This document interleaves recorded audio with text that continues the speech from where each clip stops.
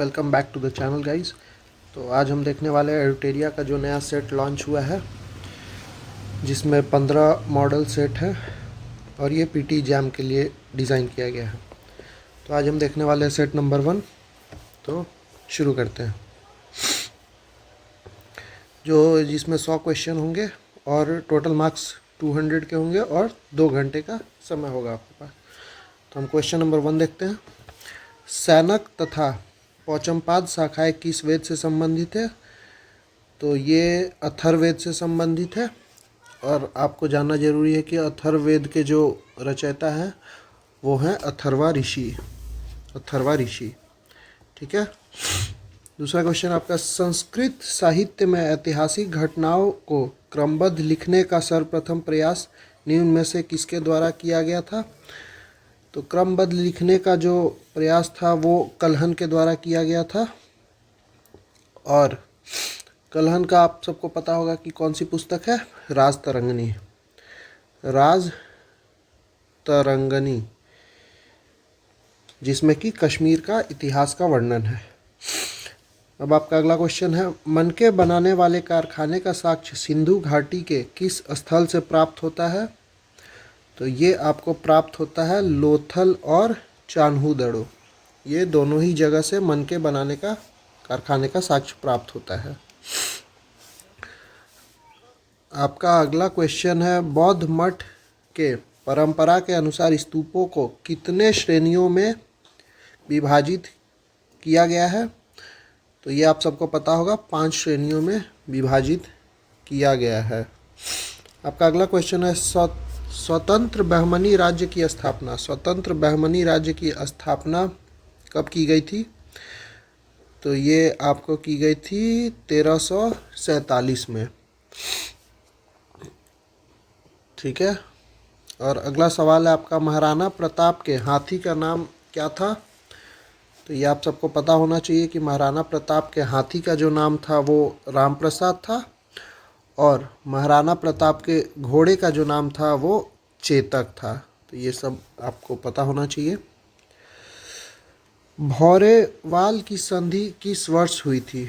भैरोवाल की संधि जो हुई थी ये हुई थी 22 दिसंबर 1846 को। भैरोवाल की संधि हुई थी 22 दिसंबर 1846 को। 1911 में दिल्ली दरबार की घोषणा में निम्न में क्या शामिल था? बंगाल विभाजन रद्द करना, बंगाली भाषी क्षेत्रों को मिलाकर प्रांत बनाना, बिहार राज्य की स्थापना जिसमें उड़ीसा भी शामिल था, या इनमें से सभी। तो आपको पता होगा कि 1911 का जो दिल्ली दरबार लगा था उसमें ये सारे ही घोषणाएं की गई थी, मतलब ये सब सही होगा। अगला क्वेश्चन देखते हैं 9 नंबर, सेवा समिति की स्थापना निम्न में किसने किया था? सेवा समिति का स्थापना निम्न में से किसने किया था? हृदयनाथ कुंजरू, बाल मुकुंद, NP केलकर या तेज बहादुर सप्रू। तो सेवा समिति की स्थापना जो किया था वो हृदयनाथ कुंजरू ने किया था। अगला क्वेश्चन आपका, निम्न में से कौन सी जोड़ी सही सुमेलित नहीं है? इस पे ध्यान देंगे कि ये नहीं पूछा है, कौन सा नहीं होगा। ठीक है। चौसा का युद्ध हुआ था जो 1539 में, सही है। कोलाचेल का युद्ध 1741 में, सही है। खुर्दा का युद्ध जो है 1795 में, बिल्कुल सही है। लेकिन रूहेला का युद्ध जो हुआ है वो 1772 में ना होके 1774 में हुआ है। अगला क्वेश्चन देखेंगे अब हम लोग, ऑपरेशन जीरो आवर के तहत भारत छोड़ो आंदोलन के दौरान कस्तूरबा गांधी को कैद करके किस जेल में रखा गया था? तो ये आप सबको पता होगा कि आगा खां के महल में रखा गया था। ये कस्तूरबा गांधी को कैद करके आगा खां महल में रखा गया था। अगला क्वेश्चन देख लेंगे हम लोग, कंद विद्रोह का संबंध भारत के किस राज्य से है? बिहार, उड़ीसा, बंगाल या झारखंड। कंद विद्रोह का संबंध भारत के किस राज्य से है? तो ये हो जाएगा आपका ओडिशा। कंद विद्रोह का संबंध ओडिशा राज्य से संबंधित है। शांति निकेतन, शांति निकेतन को किस वर्ष यूनेस्को की विश्व धरोहर सूची में शामिल किया गया था? शांति निकेतन को विश्व धरोहर यूनेस्को में कब शामिल किया गया था? तो ये हो जाएगा आपका 2023 में। 2023 में शांति निकेतन को यूनेस्को के विश्व धरोहर सूची में शामिल किया गया था। भारतीय शिल्प परिषद का मुख्यालय कहाँ स्थित है? भारतीय शिल्प परिषद का मुख्यालय जो है वो कहाँ स्थित है? तो ये सब आपको पता होना चाहिए कि भारतीय शिल्प परिषद का जो मुख्यालय है वो चेन्नई में है। रिंग गार्ड और बैकबोर्ड नामक शब्द किस खेल से जुड़े हुए हैं? रिंग गार्ड और बैकबोर्ड नामक शब्द किस खेल से जुड़े हुए हैं? बास्केटबॉल, टेबल टेनिस, बैडमिंटन या ए और सी दोनों? तो इसका सही जवाब हो जाएगा आपका बास्केटबॉल। रिंग गार्ड और बैकबोर्ड जो है आपका बास्केटबॉल से संबंधित है। समेकित निर्देशित प्रक्षेपास्त्र विकास कार्यक्रम की नींव किस प्रधानमंत्री ने रखी थी? समेकित निर्देशित प्रक्षेपास्त्र विकास कार्यक्रम की नींव जो है वो इंदिरा गांधी ने रखी थी। एंडोक्राइनोलॉजी शाखा के जनक निम्न में से कौन है? William Harvey, Robert Koch, Thomas Edison या एच.के. मूलर? तो एंडोक्राइनोलॉजी शाखा के जनक जो है वो है थॉमस एडिसन। भारतीय अर्थव्यवस्था में विद्युत, गैस तथा जलापूर्ति किस क्षेत्र से के अंतर्गत आते हैं? विद्युत, गैस और जलापूर्ति जो है ये सब आपके द्वितीय क्षेत्र से संबंधित है। वैज्ञानिक आधार पर राष्ट्रीय आय की गणना वी.के.आर. राव द्वारा किस वर्ष की गई थी?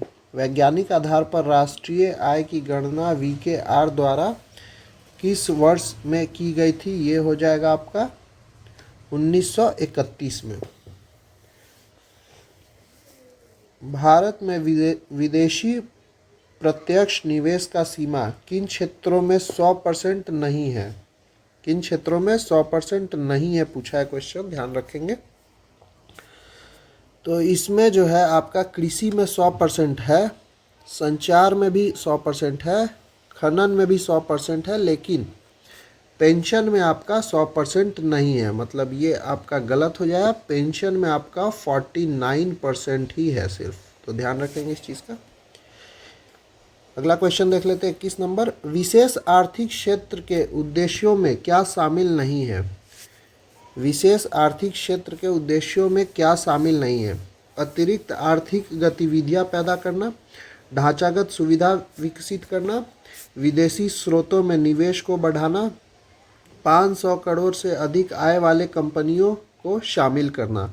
तो इसमें से क्या शामिल नहीं है? ये इसका आंसर हो जाएगा 500 करोड़ से अधिक आय वाली कंपनियों को शामिल नहीं करना ही शामिल नहीं है, बाकी सब सही है। अगला क्वेश्चन देख लेते हैं हम लोग। किस समिति के निर्धनता की पहचान हेतु कॉस्ट ऑफ लिविंग के आधार के रूप में स्वीकार किया था? किस समिति ने निर्धनता की पहचान हेतु कॉस्ट ऑफ लिविंग के आधार के रूप में स्वीकार किया था?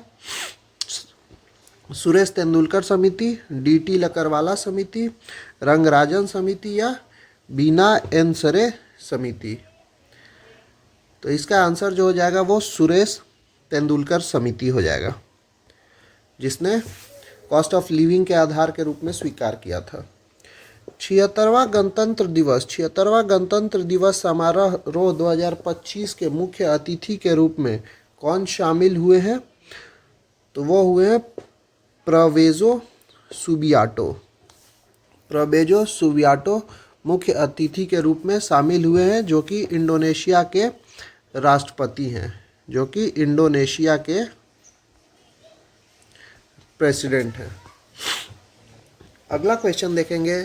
33वें ग्रीष्मकालीन ओलंपिक खेल 2024 में भारत ने कुल कितने पदक जीते हैं? 33वें ग्रीष्मकालीन ओलंपिक खेल 2024 में भारत में कुल कितने पदक जीते हैं?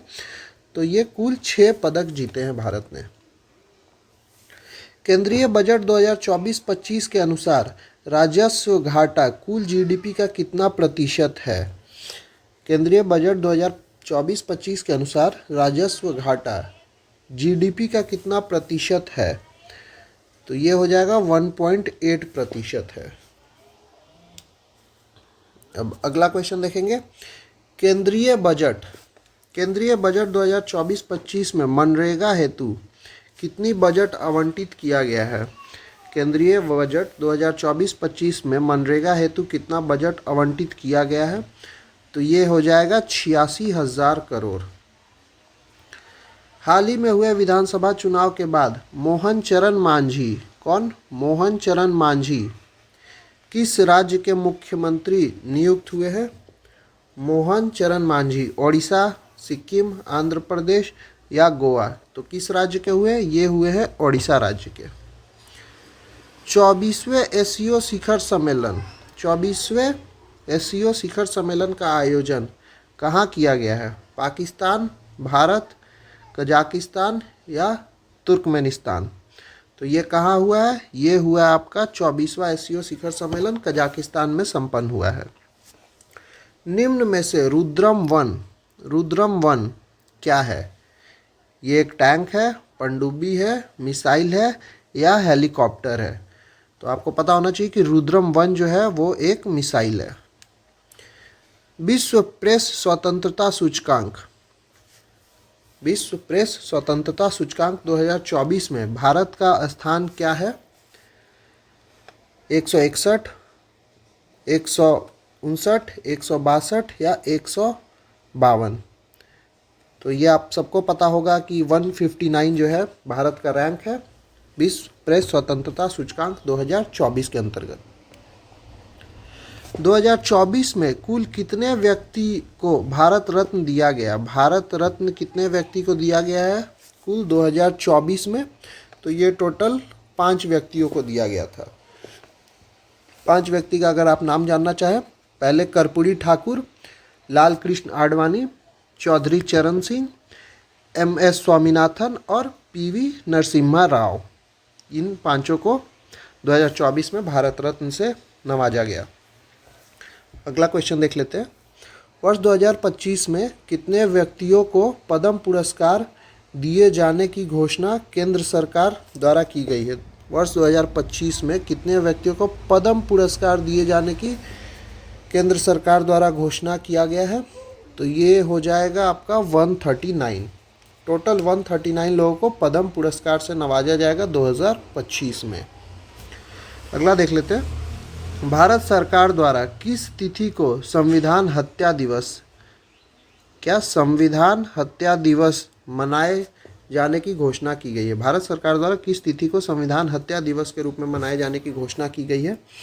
तो ये 25 जून को अब संविधान हत्या दिवस के रूप में मनाया जाएगा।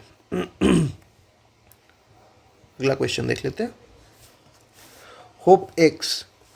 होपएक्स जो है, होपएक्स सैन्य अभ्यास किन 2 देशों के मध्य आयोजित किया गया है? तो होपएक्स हो जाएगा आपका भारत और मिस्र के बीच में।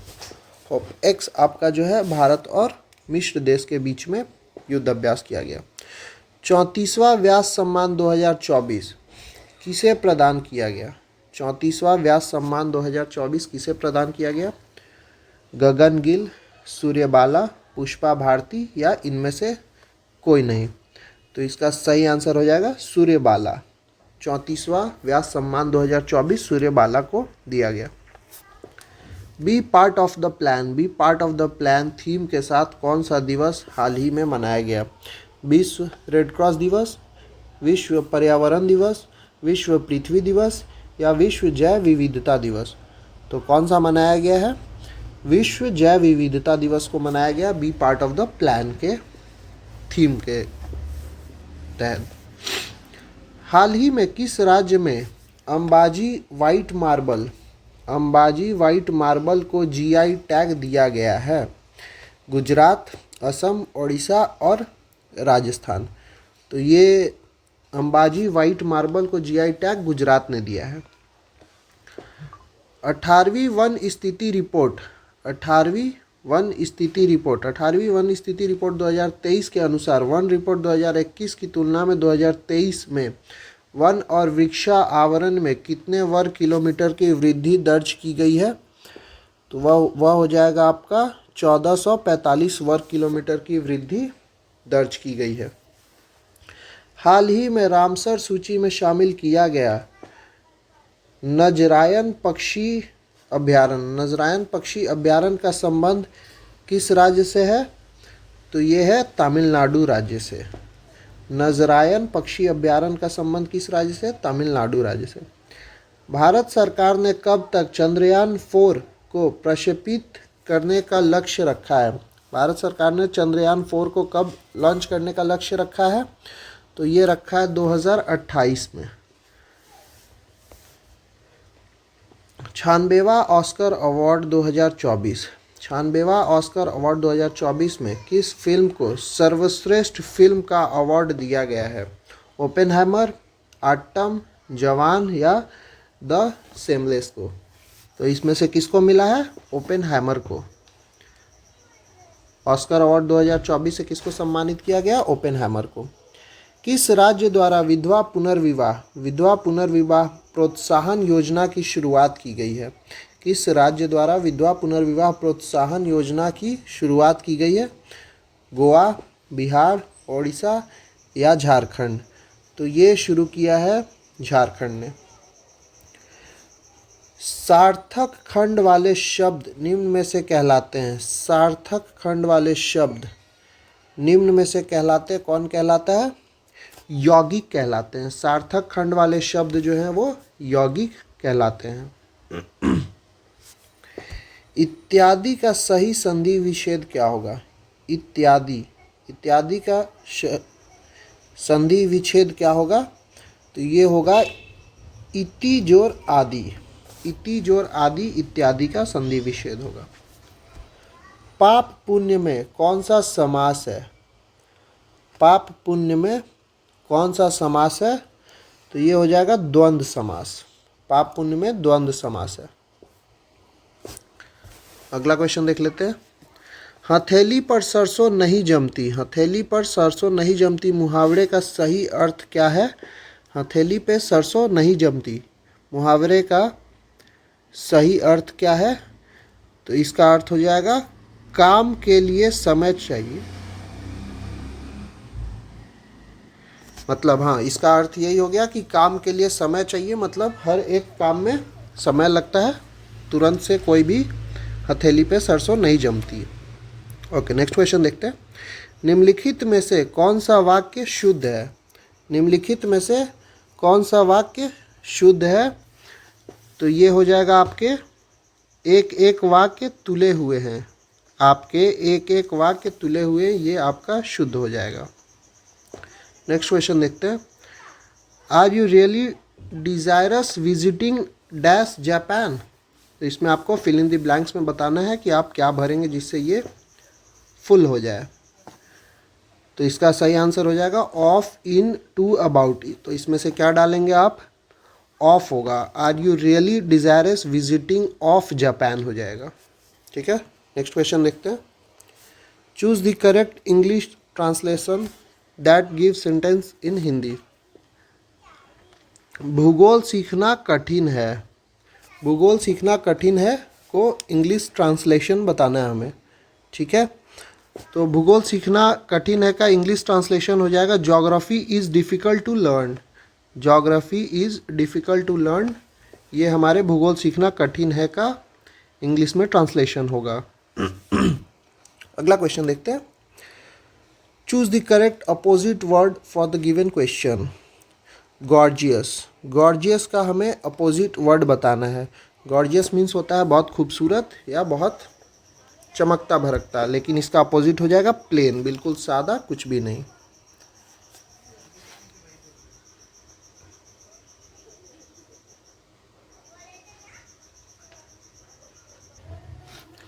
अगला क्वेश्चन देखते हैं।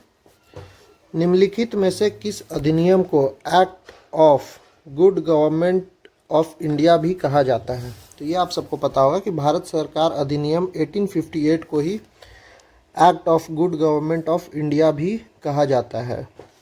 नेक्स्ट क्वेश्चन देखते हैं। संविधान सभा के प्रमुख समितियों में अल्पसंख्यक उप समिति के अध्यक्ष कौन थे? अल्पसंख्यक उप समिति के अध्यक्ष कौन थे?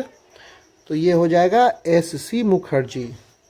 अल्पसंख्यक उप समिति के अध्यक्ष कौन थे? एस.सी. मुखर्जी थे। नेक्स्ट क्वेश्चन देखते हैं। भारतीय संविधान के प्रस्तावना में न्याय के तत्वों को लिया गया है। भारतीय संविधान में न्याय तत्वों को लिया गया है। कहाँ से लिया गया? रूसी क्रांति से लिया गया, फ्रांसीसी क्रांति से लिया गया, अमेरिका क्रांति से लिया गया या इंग्लैंड की क्रांति से लिया गया? तो ये आपको पता होना चाहिए कि रूसी क्रांति से लिया गया है न्याय के तत्वों को प्रस्तावना में। और प्रस्तावना की भाषा कहाँ से ली गई है? ऑस्ट्रेलिया से ली गई है। संविधान के किस अनुच्छेद में यह उल्लेख किया गया है कि किसी अपराध के लिए अभिव्यक्ति किसी व्यक्ति को स्वयं अपने विरुद्ध साक्षी होने के लिए बाध्य नहीं किया जा सकता है? आर्टिकल 20 के 2 के तहत, आर्टिकल 20 के 3 के तहत, आर्टिकल 22 के तहत या आर्टिकल 22 के 2 के तहत? तो इसका आंसर हो जाएगा आपका आर्टिकल 20 के 3 के तहत अपने आप को बाध्य किया गया है कि वो अपने विरुद्ध साक्ष्य नहीं हो। अगला क्वेश्चन देख लेते हैं। भारत में न्यायपालिका का कार्यपालिका से पृथकीकरण। भारत में न्यायपालिका का कार्यपालिका से पृथकीकरण जो है संविधान के उद्देशिका से, राज्य के नीति निर्देशक तत्व से या 7वीं अनुसूची से या परंपरागत व्यवहार से? तो किसमें वर्णन है भारत का न्यायपालिका के कार्यपालिका से पृथकीकरण? तो ये आपका राज्यों के नीति निर्देशक तत्वों में उल्लेखित है। अगला क्वेश्चन देखते हैं। भारत की संसद के संबंध में निम्नलिखित में से कौन सा कथन सही नहीं है? मंत्रिमंडल को लोकप्रिय सदन में बहुमत का विश्वास प्राप्त रहना चाहिए। ये तो बिल्कुल सही है। संसद का सर्वप्रथम कार्य मंत्रिमंडल का प्रावधान करता है। संविधान में एक संसदीय प्रणाली की सरकार का प्रावधान करता है।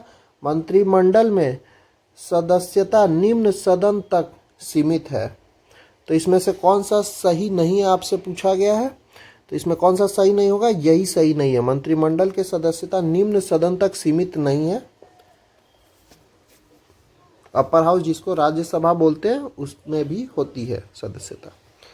भारतीय संसद का सचिवालय में संबंध कौन सा कथन सत्य है? देख लेते हैं। सरकार से स्वतंत्र है, संसदीय कार्य मंत्री के अधीन है, राष्ट्रपति के अधीन है या सर्वोच्च न्यायालय के अधीन है? तो ये हो जाएगा सरकार से स्वतंत्र है। भारतीय संसद का सचिवालय जो होता है वो सरकार से स्वतंत्र होता है। नेक्स्ट क्वेश्चन देख लेते हैं। सूची 1 को सूची 2 से मिलाना है। तो इसका हो जाएगा लोकलेखा समिति का वित्तीय समिति बोलते हैं। विभागीय समिति का हो जाएगा स्टैंडिंग समिति। आपका याचिका समिति का हो जाएगा कार्यकारी समिति। और स्टॉक मार्केट स्कैम संयुक्त हो जाएगा तदर्थ समिति। तो मिला लेते हैं। आपका Q का 4 होगा, Q का 4 एक ही में है। इसका आंसर D हो जाएगा आपका। ओके, नेक्स्ट क्वेश्चन देख लेते हैं। 71वां संविधान संशोधन अधिनियम 1992 द्वारा निम्नलिखित भाषाओं में से किस भाषा को संविधान की 8वीं अनुसूची में नहीं जोड़ी गई थी? यहाँ ध्यान देंगे, नहीं पूछा है। तो किसको नहीं जोड़ी गई थी? ये आपका हो जाएगा कोंकणी, मणिपुरी और नेपाली को जोड़ा गया था। इसमें कश्मीरी आपका नहीं जोड़ा गया था। तो ये आपका उत्तर हो जाएगा। आपको याद रखना है नमक को जोड़ा गया था, जिसमें नेपाली, मणिपुरी और कोंकणी 3 भाषाओं को जोड़ा गया था 71वां संविधान संशोधन 1992 के द्वारा। अगला क्वेश्चन देख लेंगे। निम्नलिखित में से कौन केंद्र और राज्यों के राजस्व बंटवारे के लिए मापदंड का अनुशंसा करता है? कौन मापदंडों का अनुशंसा करता है? तो ये हो जाएगा आपका वित्त आयोग जो है वो केंद्र और राज्यों के बीच राजस्व बंटवारे का अनुशंसा करता है। कौन करता है? वित्त आयोग। भूवैज्ञानिक समय के सबसे बड़े खंड को क्या कहते हैं? भूवैज्ञानिक जो है समय के सबसे बड़े खंड को क्या कहते हैं? तो ये हो जाएगा आपका इयोन कहते हैं। इयोन, इयोन आपका हो जाएगा भूवैज्ञानिक के द्वारा समय का सबसे बड़ा खंड। निम्नलिखित में से कौन सा ग्रह चट्टानों से बने हुए नहीं होते हैं? यहाँ नहीं पूछा है, ध्यान देंगे। निम्नलिखित में से कौन सा ग्रह चट्टानों से बने हुए नहीं होते हैं? तो ये शनि नहीं होता है, क्योंकि ये गैस का गोला है जिसको पानी के ऊपर अगर आप रखोगे तो वो तैरेगा। ओके, नेक्स्ट क्वेश्चन देखते हैं। एशिया में विश्व का सर्वाधिक जनसंख्या घनत्व वाला देश। एशिया में विश्व का सर्वाधिक जनसंख्या घनत्व पूछा है, ये ध्यान रखेंगे। तो घनत्व कहाँ पे हो जाएगा सबसे अधिक? सिंगापुर में। एशिया का सबसे बड़ा घनत्व वाला शहर जो है वो सिंगापुर है। बादलों की दिशा एवं गति। बादलों की दिशा एवं गति मापने वाला यंत्र क्या कहलाता है? स्ट्रैबोस्कोप, विस्कोमीटर, साइटोट्रॉन या नेफोस्कोप। तो आप सबको ये पता होना चाहिए कि बादलों की दिशा और गति मापने के लिए हम लोग नेफोस्कोप का यूज़ करते हैं। ठीक है, नेक्स्ट क्वेश्चन देख लेते हैं। निम्नलिखित में से कौन सा कथन सत्य नहीं है? ठीक है, यूरोप एकमात्र महाद्वीप है जिसमें कोई मरुस्थल नहीं है। ठीक है, अगला क्वेश्चन, अगला देखते हैं। विश्व का सबसे सूक्ष्म मरुस्थल आटाकामा मरुस्थल है। विश्व का सबसे बड़ा उष्ण मरुस्थल सहारा है। और डी बोल रहा है इनमें से कोई नहीं। तो इनमें से सत्य नहीं है, ये तीनों के तीनों ही बिल्कुल सही हैं। अगला क्वेश्चन देखते हैं 66 नंबर। निम्नलिखित में से कौन सा दर्रा जम्मू कश्मीर में नहीं है? कौन सा दर्रा जम्मू कश्मीर में नहीं है? काराकोरम दर्रा नहीं है, अगिल नहीं है, पीर पंजाल नहीं है या बनिहाल नहीं है। तो ये आप सबको पता होगा कि अगिल दर्रा जो है जम्मू कश्मीर में नहीं है। अगिल दर्रा जो है आपका लद्दाख में स्थित है। ठीक है, बाकी काराकोरम, पीर पंजाल और बनिहाल ये तीनों के तीनों आपके जो हैं वो जम्मू कश्मीर में स्थित हैं। नेक्स्ट क्वेश्चन देख लेते हैं। सिंधु नदी की सबसे बड़ी सहायक नदी कौन सी है? सिंधु नदी की सबसे बड़ी सहायक नदी कौन सी है? झेलम, रावी, चिनाब या व्यास। तो ये हो जाएगा चेनाब। सिंधु नदी की सबसे बड़ी सहायक नदी चेनाब को बोला जाता है। निम्नलिखित में से कौन सा कथन सत्य है? भारत का सर्वाधिक लंबा राष्ट्रीय राजमार्ग NH-44 है। NH-44 में जवाहर सुरंग स्थित है। राष्ट्रीय राजमार्ग संपूर्ण देश के सड़क का कुल लंबाई का लगभग 2% है। तो 68 का आंसर हो जाएगा आपका डी, इनमें से सभी। मतलब ये तीनों ही स्टेटमेंट सही है। भारत की सबसे लंबी राजमार्ग NH-44 है, बिल्कुल सही है। NH-44 में जवाहर सुरंग स्थित है, बिल्कुल सही है। राष्ट्रीय राजमार्ग संपूर्ण देश के सड़कों की कुल लंबाई का 2% है, ये भी बिल्कुल सही है। अगला क्वेश्चन देखते हैं। राष्ट्रीय पर्यावरण अभियांत्रिकी शोध संस्था नीरी जिसको कहते हैं की स्थापना कब की गई थी? 1958 में, 1972 में, 1992 में या 1997 में? तो इसका सही आंसर हो जाएगा आपका 1958 में नीरी की स्थापना की गई थी।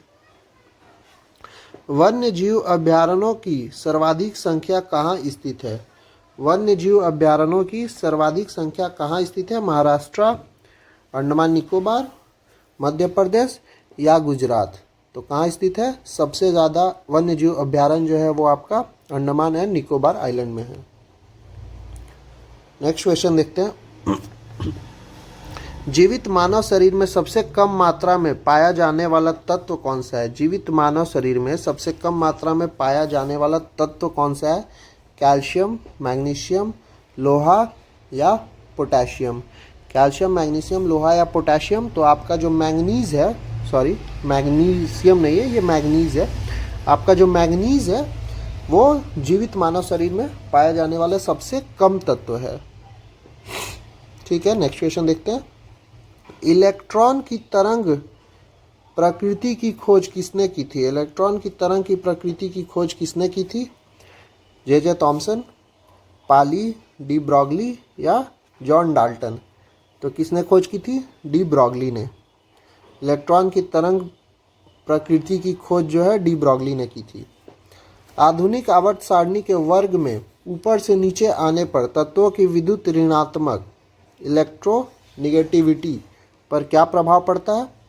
तो ये आप सबको पता होगा कि ये घटता है, क्योंकि आपको पता होगा फ्लोरीन, क्लोरीन, ब्रोमीन, आयोडीन, ये सबसे ज़्यादा इसमें इलेक्ट्रोनेगेटिव आपका फ्लोरीन है। उसके नीचे आने से ये इलेक्ट्रोनेगेटिविटी घटती जाती है।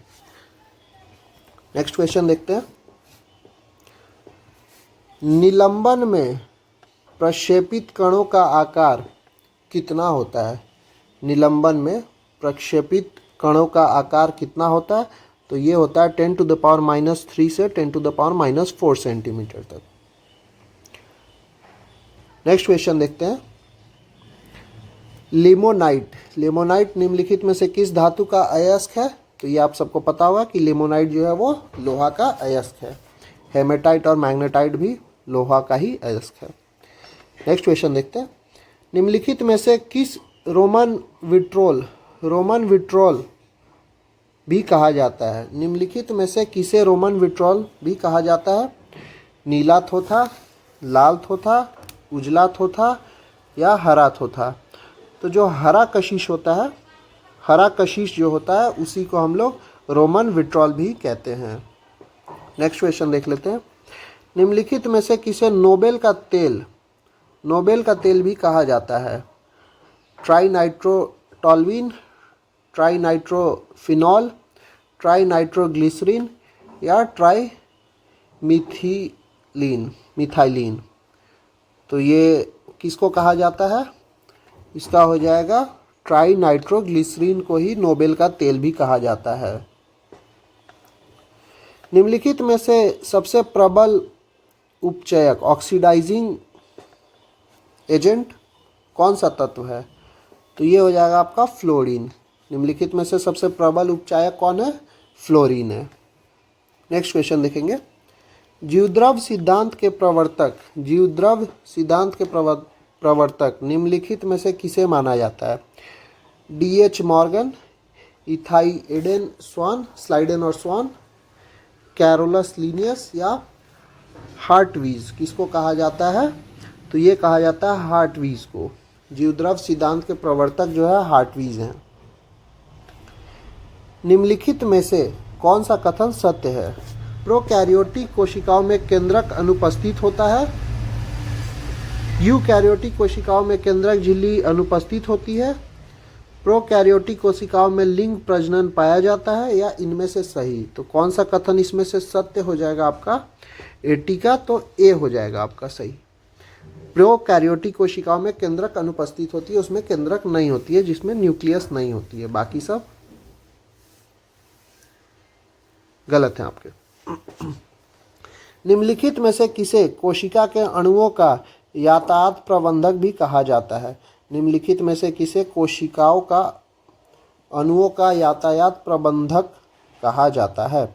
गोल्जी कोय, लाइसोसोम, माइटोकॉन्ड्रिया या तारकाय?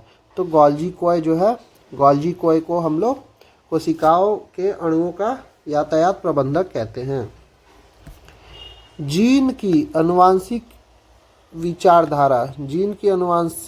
विचारधारा के अनुसार जीन के कार्य की इकाई को क्या कहा जाता है? जीन के कार्यों की इकाई को क्या कहा जाता है? जीनोम कहा जाता है, सिस्ट्रॉन कहा जाता है, म्यूटॉन कहा जाता है या रेकॉन कहा जाता है? तो ये सिस्ट्रॉन कहा जाता है। जीवद्रव में कार्बनिक तथा अकार्बनिक यौगिक का अनुपात क्या होता है? जीवद्रव में कार्बनिक और अकार्बनिक यौगिक का अनुपात पूछा है आपसे, क्या होता है? तो ये होता है 19:81। जीवद्रव में कार्बनिक और अकार्बनिक का अनुपात 19:81 होता है।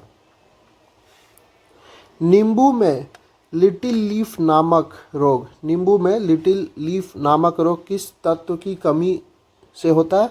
तो ये आपका तांबा की कमी की वजह से होता है। निम्नलिखित में से किस संघ के सभी जंतु खारे जल में पाए जाते हैं? प्रोटोजोआ, पोरीफेरा, सिलेंट्रेटा या प्लेटीहेल्मिन्थेस। कौन से जीव को खारे पानी के जल में पाए जाते हैं? तो वो हो जाएगा आपका पोरीफेरा। पोरीफेरा संघ के जितने भी जीव होते हैं वो सारे खारे पानी में रहते हैं। नेक्स्ट क्वेश्चन देख लेते हैं। मेढक निम्नलिखित में से किस वर्ग के प्राणी हैं? मेढक आप सबको पता होगा कि एम्फीबिया वर्ग के प्राणी है। ये जल के अंदर भी रहता है और बाहर जमीन पे भी रहता है, इसलिए इसको एम्फीबियन वर्ग का कहते हैं। नेक्स्ट क्वेश्चन देख लेते हैं। निम्नलिखित में से किस पादक हार्मोन के छिड़काव से वृहद आकार के फल और पुष्पों का उत्पादन किया जाता है? ऑक्सिन, साइटोकाइनिन, फ्लोरिजेंस या जिब्रेलिन्स। ये जिब्रेलिन्स नामक जो है हार्मोन्स के छिड़काव से फलों और फूलों का उत्पादन किया जाता है। नेक्स्ट क्वेश्चन देखते हैं। पौधों में प्रकाश संश्लेषण के संबंध में निम्नलिखित में से कौन सा कथन सत्य है? कौन सा कथन सत्य पूछा है? तो इसका हो जाएगा प्रकाश संश्लेषण के लिए कार्बन डाइऑक्साइड, पानी, क्लोरोफिल तथा सूर्य के प्रकाश की आवश्यकता होती है। बिल्कुल सही है। प्रकाश में संश्लेषण की दर लाल रंग के प्रकाश में सबसे अधिक होती है, बैंगनी रंग के प्रकाश में सबसे कम होती है। ये भी बिल्कुल सही है। प्रकाश संश्लेषण की क्रिया के दौरान जल का उपचयन ऑक्सीजन के बनाने तथा कार्बन डाइऑक्साइड का अपचयन ग्लूकोज के निर्माण में होता है। बिल्कुल सही है, मतलब इनमें से सब सही है। नेक्स्ट क्वेश्चन देखते हैं। निम्नलिखित में से कौन सा कथन सत्य है? निम्नलिखित में से कौन सा कथन सत्य है पूछा है। तो प्रेशर अदिश राशि है, कार्य की विमीय सूत्र ML2T-2 होता है, विस्थापन धनात्मक ऋणात्मक हो सकता है परंतु शून्य नहीं हो सकता, समतल कोण का एसआई मात्रक स्ट्रैडियन होता है। तो आप अगर इसमें से देखें तो आपका सिर्फ 1 और 2 ही सही है, बाकी सब गलत है। 1 और 2 किस में है? आपका ऑप्शन नंबर डी आपका सही हो जाएगा। ठीक है, नेक्स्ट क्वेश्चन देखते हैं। घर्षण बल के अधीन किया गया कार्य क्या होता है? घर्षण बल के अधीन किया गया कार्य हमेशा आपको पता होगा कि ऋणात्मक होता है, नेगेटिव वर्क होता है। नेगेटिव वर्क होता है हमेशा ही घर्षण बल के अधीन किया हुआ कार्य। नेक्स्ट क्वेश्चन देखते हैं। भू-अस्थायी उपग्रह जियो स्टेशनरी सैटेलाइट के संबंध में कौन सा कथन सत्य नहीं है? तो यह पश्चिम से पूरब की ओर पृथ्वी की परिक्रमा करती है, ये गलत है। इसका परिक्रमण काल पृथ्वी के परिक्रमण काल के बराबर होता है, ये भी गलत है। इसका कक्षीय वेग 8 किलोमीटर पर सेकंड से होता है। इसका कक्षीय वेग 8 किलोमीटर प्रति सेकंड से होता है, ये सही है बिल्कुल। ये क्वेश्चन पूछा है कौन सा कथन सत्य नहीं है, मतलब ये सत्य नहीं है, बाकी सब सही है। ठीक है, ओके, नेक्स्ट क्वेश्चन देख लेते हैं। निम्नलिखित में से कौन सा कथन सत्य है पूछा है, कौन सा कथन सत्य है? तो इसमें हो जाएगा आपका एक विद्युत धारा दूसरी विद्युत धारा पर बल लगाती है। एक विद्युत धारा दूसरे विद्युत धारा पे बल लगाती है। इसकी खोज एल्साड्रो बेल्टा ने की थी, ये गलत हो जाएगा। जब समानांतर चालकों में एक ही दिशा में विद्युत धारा प्रवाहित होती है तो दोनों के बीच का आकर्षण बल लगता है, ये सही है बिल्कुल, आकर्षण बल लगता है। जब समानांतर चालक में एक दूसरे के विपरीत दिशा में विद्युत धारा प्रवाहित होती है तो उसके बीच प्रतिकर्षक बल लगता है, ये भी बिल्कुल सही है, मतलब आपका 2 और 3 सही है, ये है आपका बी ऑप्शन। नेक्स्ट क्वेश्चन देख लेते हैं। सरल सूक्ष्मदर्शी का आवर्धक क्षमता, सरल सूक्ष्मदर्शी का आवर्धक क्षमता क्या होता है? तो ये होता है आपका m is equals to 1 plus D by F. Next question देख लेते हैं। सूची 1 को सूची 2 से मिलाना है। तो इसमें इंटरफेरोमीटर है, इंटरफेरोमीटर, जिसको समतल ध्रुवीयकृत प्रकाश का घूर्णन होगा इसका। पोटेशियोमीटर होता है विद्युत विभवांतर मापने के काम आता है ये। कैलोरीमीटर जो होता है विशिष्ट ऊष्मा क्षमता मापता है ये। और आपका रूलर जो होता है वो लंबाई मापता है। तो आपका क्या हो जाएगा, ऑप्शन हो जाएगा आपका SQRP। आपका ऑप्शन नंबर डी बिल्कुल सही हो जाएगा। नेक्स्ट क्वेश्चन देख लेते हैं। निम्नलिखित में से वह कौन सा प्रक्रिया है जिसके द्वारा कोई वस्तु एक रंगों के प्रकाश को अवशोषित करती है तथा दूसरे को परावर्तित करती है? ये कौन सा आपका ये हो जाएगा, विवर्तन हो जाएगा, परावर्तन हो जाएगा, अपवर्तन हो जाएगा, या ए और सी दोनों हो जाएगा? तो ये परावर्तन की वजह से होता है। ऑप्शन नंबर बी हो जाएगा आपका परावर्तन। परावर्तन की वजह से होता है कि कोई प्रकाश अवशोषित हो जाती है और दूसरा परावर्तित हो जाती है। नेक्स्ट क्वेश्चन आपका मैथ्स का है, जो कि आप सॉल्व कर लेंगे। आगे आपके सारे मैथ्स के क्वेश्चंस हैं, तो आप वीडियो रोक के आगे सॉल्व कर सकते हैं। तो थैंक यू दोस्तों, आज के लिए इतना ही।